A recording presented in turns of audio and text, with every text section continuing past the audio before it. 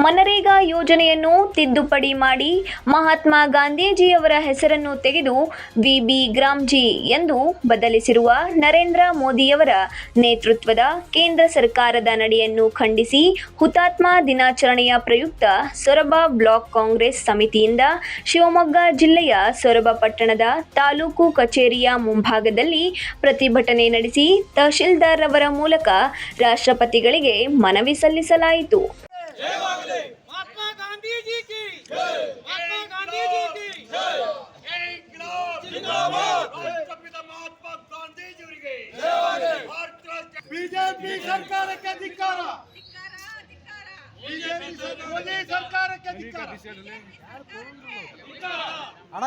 ಪ್ರತಿಭಟನೆಯ ನೇತೃತ್ವ ವಹಿಸಿದ್ದ ಬ್ಲಾಕ್ ಕಾಂಗ್ರೆಸ್ ಅಧ್ಯಕ್ಷ ಡಿ.ಬಿ. ಅಣ್ಣಪ್ಪ ಹಾಲಘಟ್ಟ ಮಾತನಾಡಿ, ದೇಶದಲ್ಲಿ ಕಾಂಗ್ರೆಸ್ ನೇತೃತ್ವದ ಯುಪಿಎ ಸರ್ಕಾರ ಜಾರಿಗೊಳಿಸಿ ಗ್ರಾಮ ಪಂಚಾಯಿತಿಗಳನ್ನು ಬಲಪಡಿಸಿದ್ದ ಮಹಾತ್ಮ ಗಾಂಧೀಜಿ ರಾಷ್ಟ್ರೀಯ ಉದ್ಯೋಗ ಖಾತರಿ ಯೋಜನೆ ಹೆಸರು ಮತ್ತು ಮೂಲ ಸ್ವರೂಪ ಬದಲಾಯಿಸಿ ಶೇಕಡ 90 ಬದಲಿಗೆ ಶೇಕಡ 60ಕ್ಕೆ ಅನುದಾನ ಕಡಿತಗೊಳಿಸುವ ಮೂಲಕ ರಾಜ್ಯ ಸರ್ಕಾರಕ್ಕೆ ಹೊರೆ ನೀಡಲು ಮುಂದಾಗಿರುವ ಕೇಂದ್ರ ಸರ್ಕಾರದ ನಡೆ ಖಂಡನೀಯ ಎಂದರು.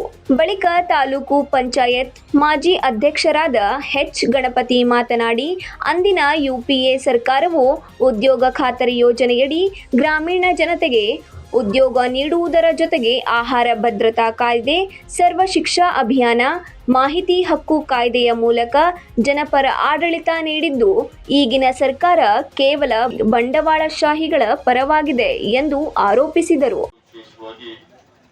ಇಂಗ್ಲಿಷರು ನಮ್ಮ ದೇಶನ ಆಳುವಂತ ಸಂದರ್ಭದಲ್ಲಿ ಅದ್ರ ವಿರುದ್ಧ ಹೋರಾಟ ಮಾಡಿ ಅಹಿಂಸೆ ಮತ್ತು ಸತ್ಯವನ್ನ ಮೂಲಮಂತ್ರವನ್ನು ಮಾಡಿ ಈ ದೇಶವನ್ನ ಸ್ವತಂತ್ರಗೊಳಿಸಬೇಕು, ಇಲ್ಲಿ ಬದುಕ್ತಕ್ಕಂಥ ಜನರು ಸ್ವತಂತ್ರವಾಗಿ ಬದುಕಬೇಕು ಅಂತಕ್ಕಂಥ ಹೋರಾಟ ಮಾಡಿರ್ತಕ್ಕಂಥ ಮಹಾತ್ಮ ಗಾಂಧಿಗಳು ಅವರ ಏನು ಮನರೇಗಾ ಯೋಜನೆಯನ್ನ ತಿದ್ದುಪಡಿ ಮಾಡಿ ಅನ್ನೋ ಒಂದು ಕಾಯ್ದೆಯನ್ನ ಮಾರಕ ಕಾಯ್ದೆಯನ್ನ ರೂಪಿಸಿದೆ ಮೋದಿ ನೇತೃತ್ವದ ಬಿಜೆಪಿ ಕೇಂದ್ರ ಸರ್ಕಾರ.